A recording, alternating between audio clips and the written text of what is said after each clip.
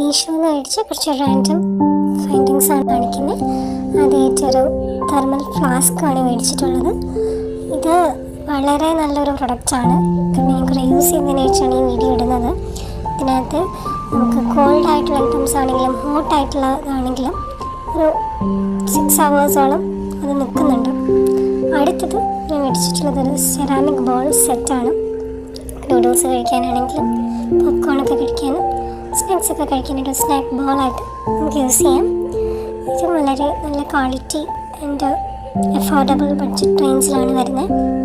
വളരെ നല്ല പ്രൊഡക്ട്സാണ്, റെക്കമെൻഡ് ചെയ്യുന്നുണ്ട്. കളേഴ്സൊന്നും പോവില്ല നമ്മൾ യൂസ് ചെയ്തതിന് ശേഷം.